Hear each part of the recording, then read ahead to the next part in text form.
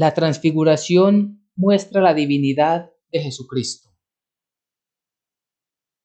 Lucas capítulo 9, versículos 28 al 36. Dice la palabra del Señor. Aconteció como 8 días después de estas palabras, que tomó a Pedro, a Juan y a Jacobo, y subió al monte a orar. Y entre tanto que oraba, la apariencia de su rostro se hizo otra, y su vestido blanco y resplandeciente. Y he aquí 2 varones que hablaban con él, los cuales eran Moisés y Elías, quienes aparecieron rodeados de gloria, y hablaban de su partida que iba Jesús a cumplir en Jerusalén. Y Pedro y los que estaban con él estaban rendidos de sueño, mas permaneciendo despiertos vieron la gloria de Jesús y a los 2 varones que estaban con él. Y sucedió que apartándose ellos de él, Pedro dijo a Jesús: Maestro, bueno es para nosotros que estemos aquí, y hagamos 3 enramadas, una para ti, una para Moisés, y una para Elías, no sabiendo lo que decía. Mientras él decía esto, vino una nube que los cubrió, y tuvieron temor al entrar en la nube. Y vino una voz desde la nube que decía: Este es mi Hijo amado, a él oíd.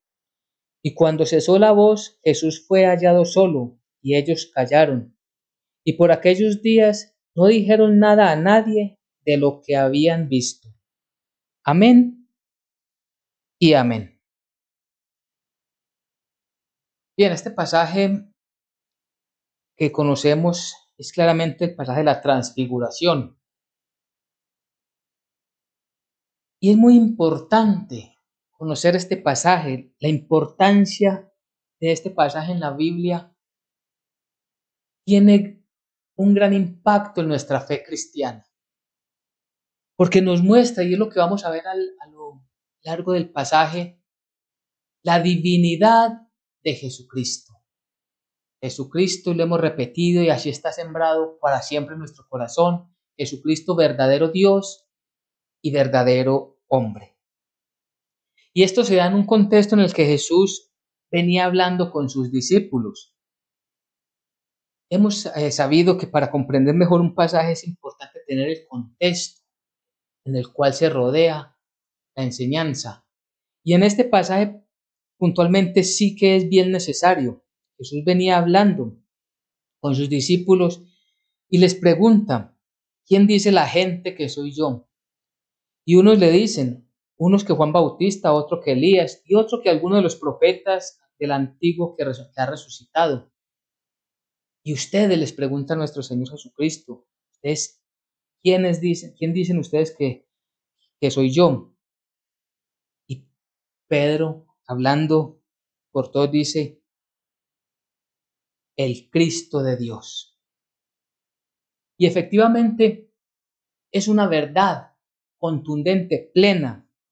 Jesucristo es el Hijo de Dios. Pero el pasaje sigue enseñándonos más. Y Él les dice en aquel momento que eso no se lo digan a nadie, que todavía no le digan a la gente, que no le digan a la gente que Él es el Cristo, el Hijo de Dios.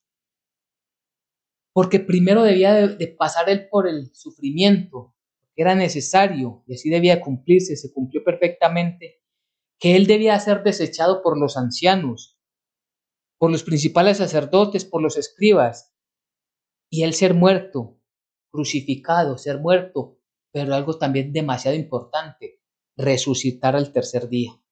Todo eso hace parte del contexto anterior. ¿Y por qué es tan importante? Porque el versículo precisamente anterior del pasaje que acabamos de leer, el versículo 27, dice la palabra del Señor: pero os digo en verdad que hay algunos de los que están aquí que no gustarán la muerte hasta que vean el reino de Dios. Y este versículo Es muy importante también, como todos los pasajes, tenerlo presente dentro de qué contexto lo está diciendo nuestro Señor Jesucristo, porque si lo tomamos aisladamente, podríamos decir, entonces no se cumplió, porque todos los discípulos de Jesús murieron y entonces el reino de Dios todavía no ha venido, todavía no ha venido Jesucristo por segunda vez, todavía no ha venido a reinar acá sobre la tierra por 1000 años. Si lo miramos desde ese contexto, así como lo estamos diciendo, pues estaríamos diciendo que hay un error en la Biblia. Y sabemos que la Biblia es inerrante. La Biblia no tiene errores, la Biblia no tiene equivocaciones. Cuando encontramos un pasaje que aparentemente vemos que se contradice un versículo con otro, estamos equivocados nosotros en la interpretación. Y es un punto de partida necesario para llegar al entendimiento de la palabra del Señor. Pues este versículo al que habla nuestro Señor Jesucristo allí, justamente se cumple ahí mismo en la transfiguración. Porque es allí, vamos a verlo, es allí donde unos de los que estaban allí con Jesucristo iban a ver su gloria, iban a ver el reino de Dios, iban a ver la magnificencia del Hijo de Dios. Y eso es lo que nos enseña la palabra de Dios. Ese Jesús que ellos con el cual habían convivido, que Pedro ya lo había dicho con sus labios, tú eres el Cristo de Dios, es decir, el Mesías enviado por Dios, es también el Hijo de Dios, es también Dios. Lo que vemos es la divinidad de Jesucristo, lo que nos muestra el pasaje es la divinidad de Jesucristo, que les cuesta mucho en muchas doctrinas, en muchas sectas, que niegan que Jesucristo es verdadero Dios. Este pasaje nos afianza mucho más nuestra fe de que Él es el Hijo de Dios, por lo tanto es el mismo Dios, Padre, Hijo y Espíritu Santo, el mismo y el único Dios verdadero. Entonces, entramos al pasaje donde dice el versículo 28. Aconteció como 8 días después de estas palabras que tomó a Pedro, a Juan y a Jacobo y subió al monte a orar. Entonces ya sabemos, aconteció como 8 días después de la enseñanza de la cual veníamos hablando y de esas palabras donde él le dice que algunos de los que estaban con él no gustarían la muerte hasta ver la gloria de Dios, el reino de Dios. Pues las personas a las que se refería era Pedro, Juan y Jacobo. Estos tres discípulos tuvieron un gran protagonismo, así lo decidió Dios en su divina providencia, y a través de ellos nos dejaron muchas enseñanzas para nosotros, entre ellas el testimonio de la transfiguración. Vemos algo también muy importante y es que Él los tomó y subió al monte a orar.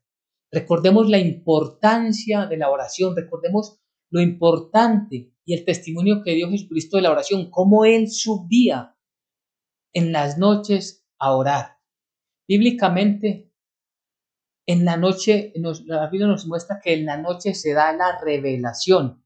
Y aquí vamos a ver una gran revelación.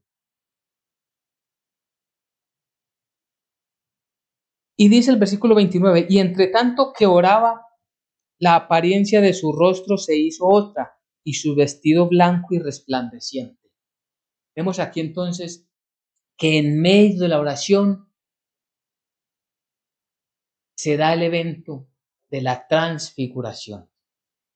La oración es tan importante que la oración es la que nos cambia a nosotros. La oración es la que nos permite a nosotros comprender cuál es la voluntad de Dios. La oración no es para que Dios cambie y nos dé lo que nosotros deseamos. Y si lo entendemos mal, si lo entendemos de esa manera, estamos orando mal. Estamos buscando un camino equivocado delante del Señor para recibir respuesta. Recordemos que Jesucristo nos enseñó que conforme a su voluntad, Él responderá nuestras oraciones. Entonces, cuando nosotros oramos verdaderamente entregados al Señor, comprendemos cuál es su voluntad y nuestra vida es cambiada. El pasaje no está hablando precisamente de esto. Estamos haciendo una especie de paréntesis para darle nuevamente el énfasis a la importancia de la oración, de que Dios transforma nuestras vidas a través de su palabra en medio de la oración, dándonos ese entendimiento. Nos ayuda y nos va puliendo, nos va formando ese carácter de cristianos que necesitamos nosotros para poder testificar la grandeza de su nombre. Es a través de la palabra y la oración que nosotros somos moldeados y podemos testificar al mundo a ese Dios maravilloso, a ese Dios de misericordia, a ese Dios de amor, a ese Dios de justicia. Por eso es tan importante y vemos tantos pasajes que hablan de Jesús que subía al monte a orar. Siempre nos muestra esto. Pues allí entonces, volviendo al pasaje, mientras él oraba, la apariencia de su rostro se hizo otra y su vestido blanco y resplandeciente. Aquí lo que vemos es la muestra de la divinidad de Jesucristo. La vestidura blanca significa la plenitud de la santidad que habitaba en él. Él es y será siempre completamente santo. Por eso decimos santo, santo, santo es el Señor 3 veces.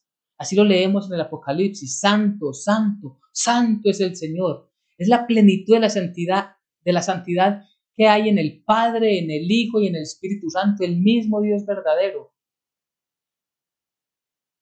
Y allí lo que se estaba manifestando es esas dos personas, esas dos esencias de Jesucristo. Esa divinidad perfecta que se muestra aquí en la transfiguración, porque ellos, los apóstoles, conocían a ese Jesucristo hombre, a ese Jesucristo que hacía milagros, a ese Jesucristo con gran poder y capacidad para enseñar, ese Jesucristo que echaba, que expulsaba demonios, que tenía poder, soberanía sobre los mares, sobre los vientos. Pero ahora estaban viendo esa parte divina, santa. Repito, santo, santo, santo es el Señor.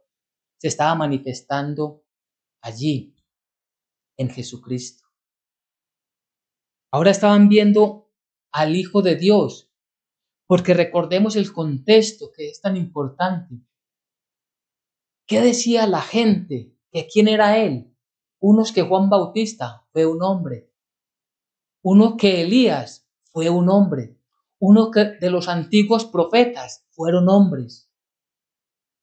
Ahora lo que se le está manifestando es que él, que es verdaderamente hombre, también es verdaderamente Dios, divino. Esa característica, esa esencia de divinidad, solamente, ese atributo solamente lo tiene Dios. Nadie más es divino, nadie más será jamás divino, solamente Dios.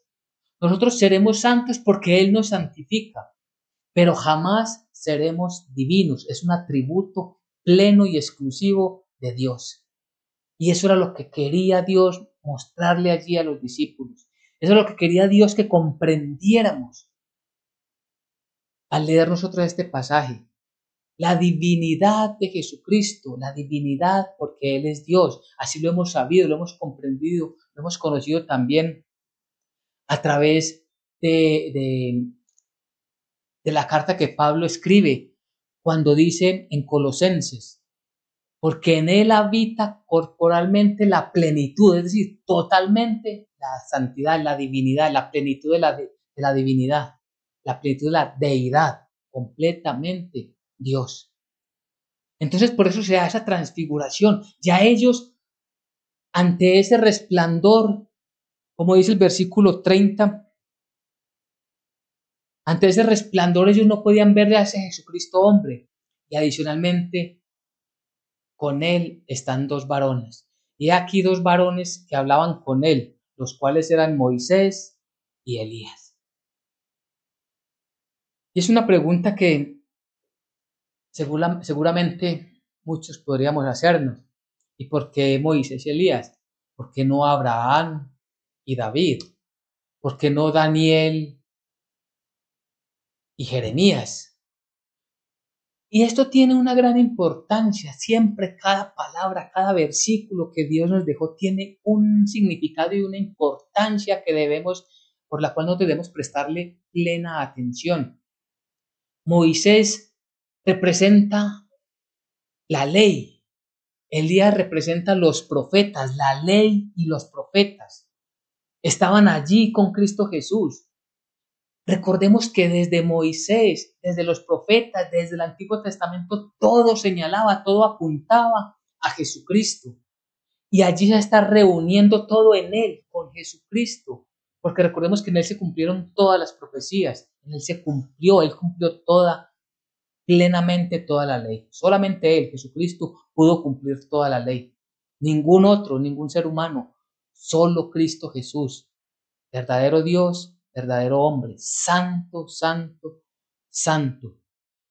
Entonces estos varones, representados allí la ley y los profetas, estaban mostrando algo que es muy importante, que le va a dar mucho más discernimiento a los discípulos y hoy a nosotros, por causa de esta transfiguración. Versículo 31, quienes aparecieron rodeados de gloria y hablaban de su partida que iba Jesús a cumplir en Jerusalén. Ellos aparecieron rodeados de gloria.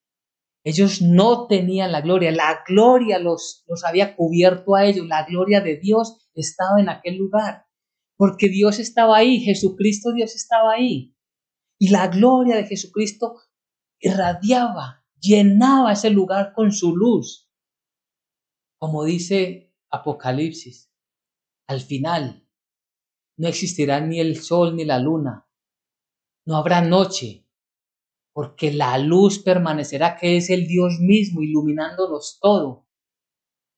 Eso se estaba manifestando allí. Eso mostraba en una pequeñísima parte cómo sucederá al final de los tiempos, después de muchas profecías que faltan por cumplirse.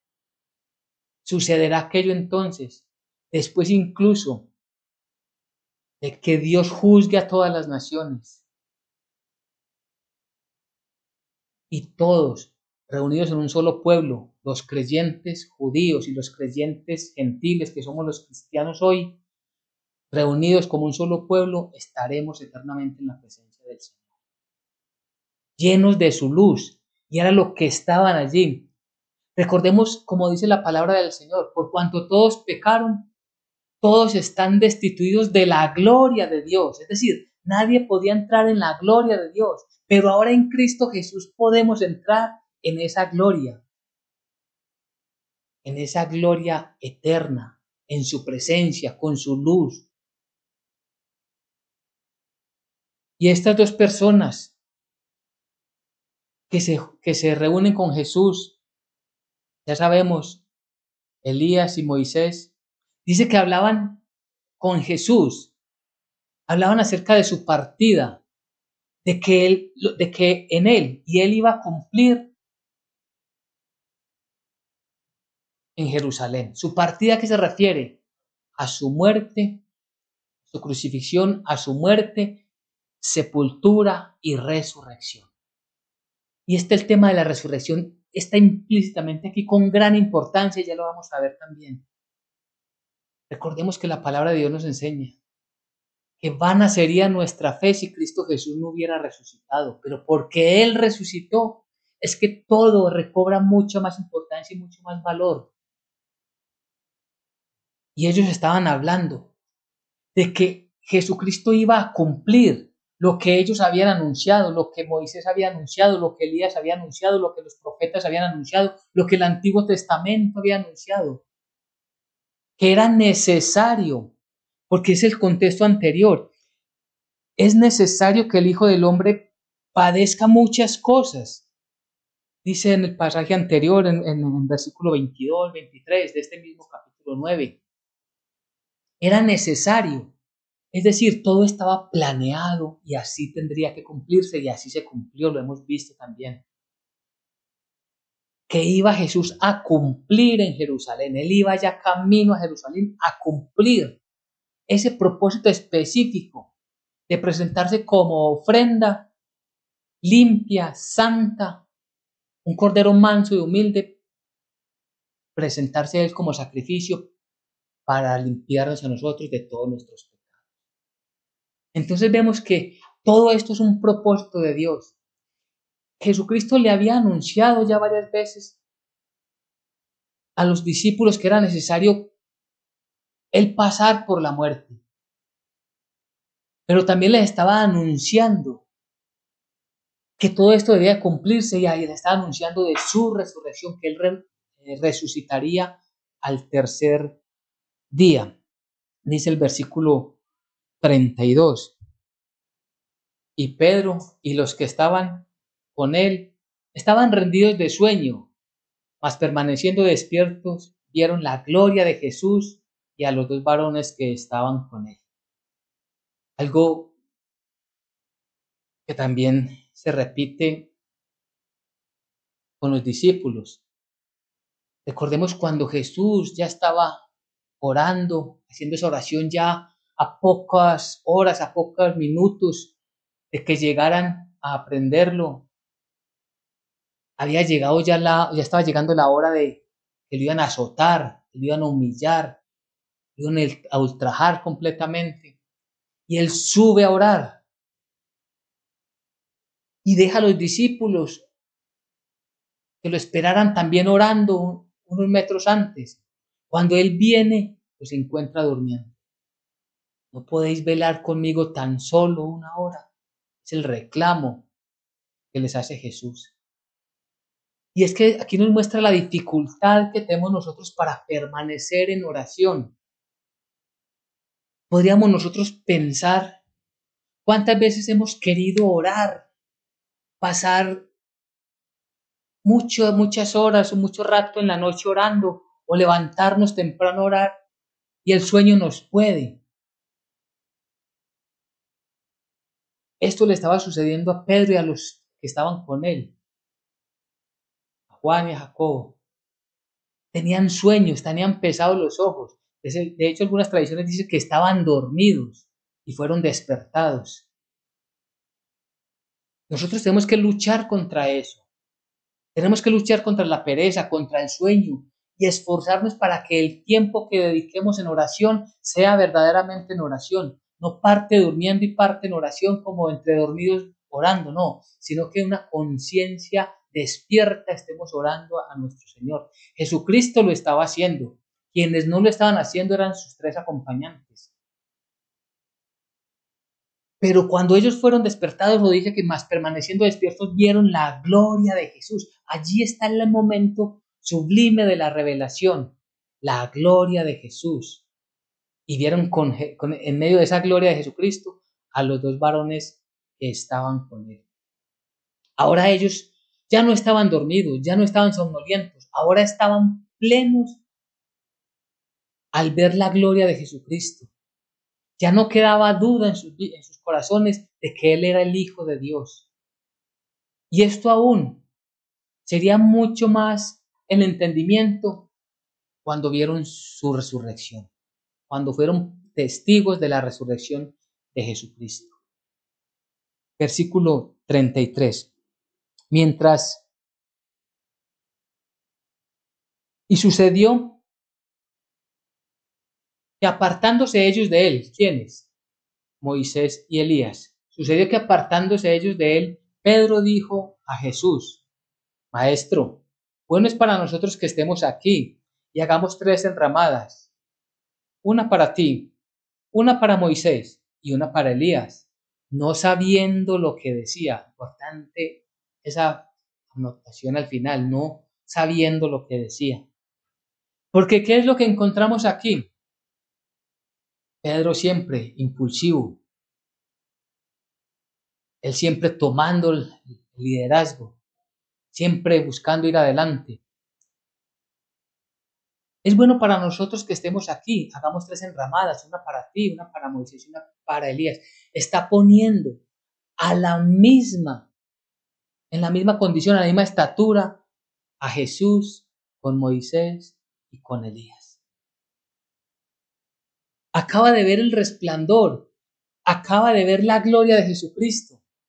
Y esto es necesario, debe haber sido suficiente para él ver que Jesús era más que Elías, más que Moisés, que él está en el trono más alto y el resto de todos nosotros estamos a sus pies. Y esto incluye a los profetas, esto incluye a los mismos discípulos y apóstoles, esto incluye a todos siervos y siervas de Jesucristo.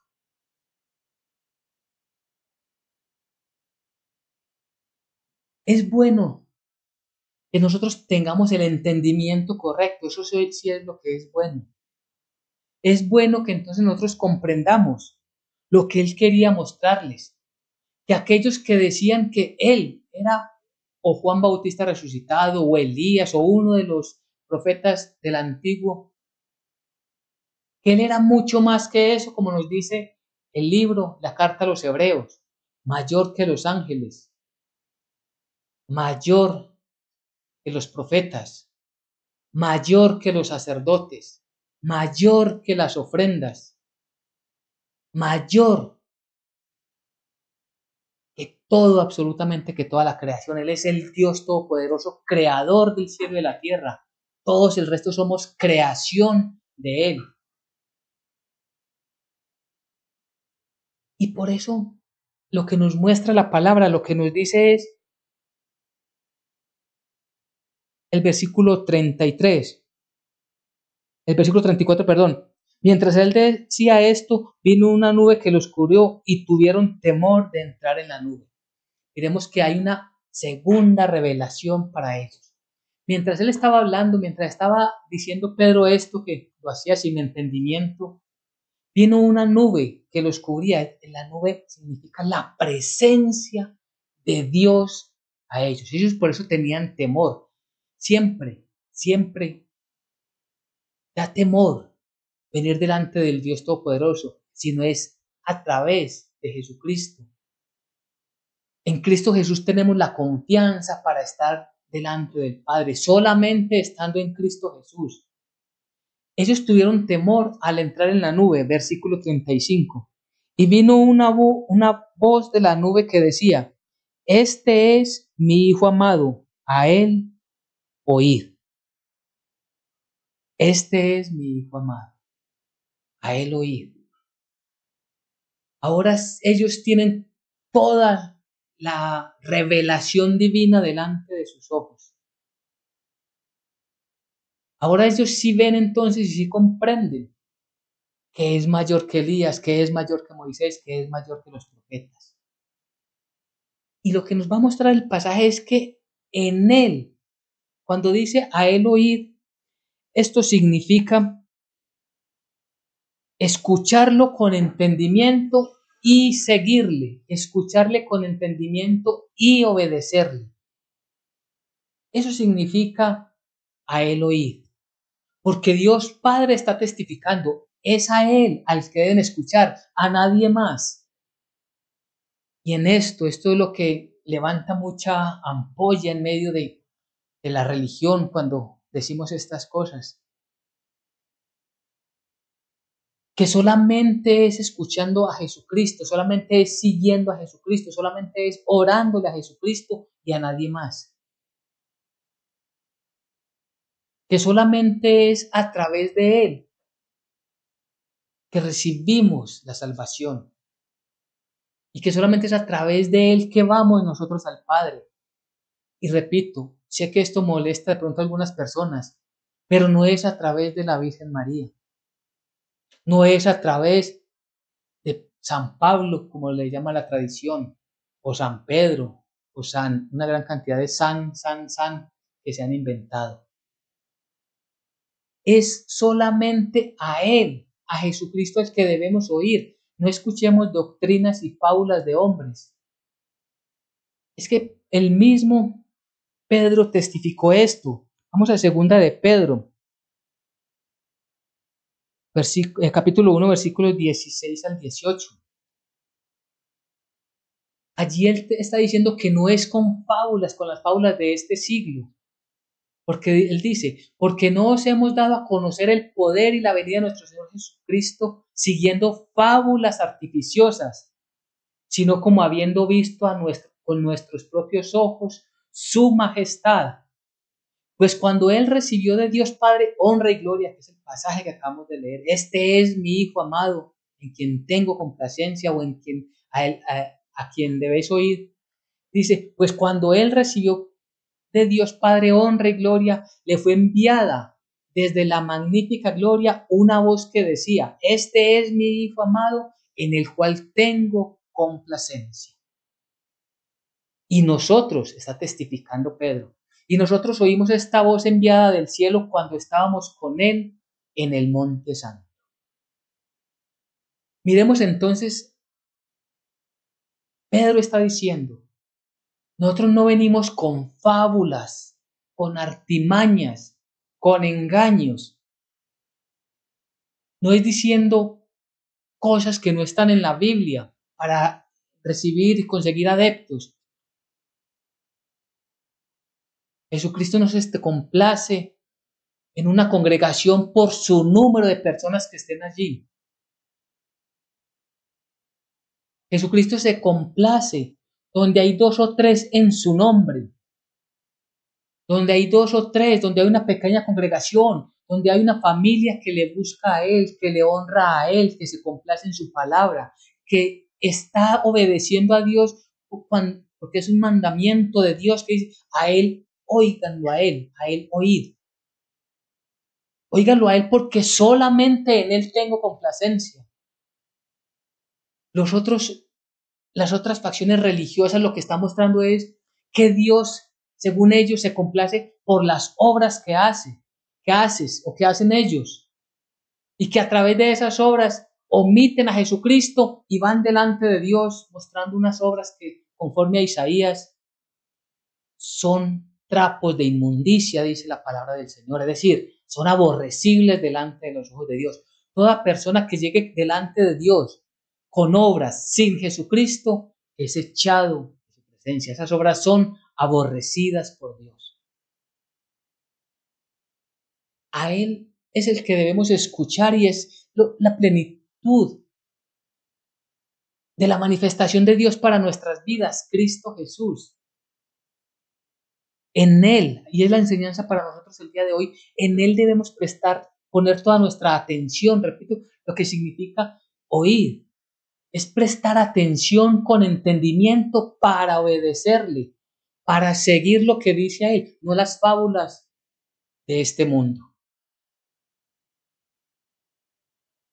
No escuchando a supuestos representantes de Dios en la tierra, supuestos representantes de Cristo en la tierra, supuesto orden jerárquico donde ponen una cabeza que es un hombre tan pecador como todos y cada uno de nosotros, y en una pirámide donde abajo está un pueblo que necesita de ese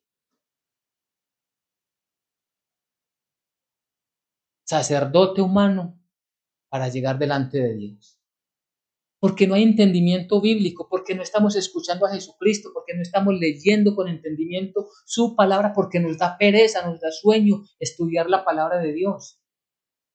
Es allí donde está el llamado de atención del Dios Todopoderoso para nuestras vidas el día de hoy. Donde nos está diciendo, aquí está la mejor de las revelaciones. Aquí está el mejor de los testimonios.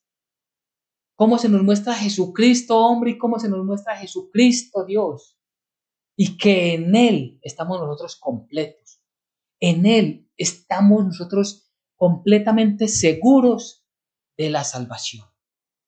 Que en Él estamos seguros completamente que iremos delante del Padre. Ninguna otra creencia que se aparte de esto, lo que dice la Biblia, viene de Dios. Así lo digan personas que aparentan ser entendidos de la palabra, porque el problema es ese. ¿De dónde proviene el engaño? El engaño proviene de gente que habla de Dios, que nombra a Jesucristo, que dicen que Jesucristo murió y resucitó, lo cual sí es cierto, pero le adicionan cosas que no son bíblicas. Le adicionan que necesitas de María para que interceda por usted, a la hora de su muerte. Eso no es bíblico. Le hablan de un purgatorio donde usted tiene que ir a pagar unas penas, unos pecados antes de pasar al cielo. Eso no es bíblico. Estaríamos menospreciando la obra de Jesucristo. Es decir, la obra de Jesucristo, según esa mala enseñanza, no fue suficiente. Entonces, parte de Jesucristo y la otra parte que Él no pudo cumplir, entonces yo voy y la pago en un purgatorio. Eso no es bíblico. Eso es burlarse de la Biblia, burlarse de la palabra de Dios. ¿Por qué es tan importante que estudiemos, que leamos la palabra de Dios con entendimiento, con dedicación? Porque allí es donde está la revelación, solamente en la Biblia, que es inerrante. Solamente a través de la Biblia comprendemos que solo Cristo Jesús es nuestro mediador, que solo Cristo Jesús es el que nos da vida, una nueva vida, un nuevo nacimiento, lo obtenemos solamente en Cristo Jesús. Todo esto está en la Biblia, en la palabra del Señor. Como no son fábulas, y nos volvemos al versículo 16 de este segunda de Pedro, no son fábulas, no son fábulas artificiosas, sino que ellos están testificando que vieron la majestad, la gloria, el poder, todo aquello que presenciaron. Ellos lo están testificando. No podían hacerlo en aquel momento. Volviendo al pasaje de Lucas 9, versículo 36. Y cuando cesó la voz, Jesús fue hallado solo y ellos callaron. Y por aquellos días no dijeron nada a nadie de lo que habían visto. ¿Por qué hallaron solo a Jesús? Porque la mirada de ellos, y es lo que hemos venido diciendo, debe estar puesta solamente, exclusivamente en la persona de Jesucristo. ¿Por qué nos enseña la Biblia y por qué no lo hacemos los cristianos? Pedirle a santos un favor, pedirle a San, no sé, la tradición tiene tantos santos que no sé ni cuál de ellos mencionar, de hecho no me sé ninguno. Pero si tomáramos a uno de los apóstoles, porque ellos piden es que a San Pedro, a San Pablo, a San José, porque no han entendido que solamente la mirada queda exclusivamente para ponerla en Jesucristo nuestro Señor. Los cristianos no le pedimos a nadie más, no le pedimos a ángeles, no le pedimos a ningún santo distinto a Jesucristo nuestro Señor, a nuestro Padre Dios que es verdaderamente santo, al Espíritu Santo. A nadie más le pedimos, ni a ninguna santa. Es donde está encerrada el error de la doctrina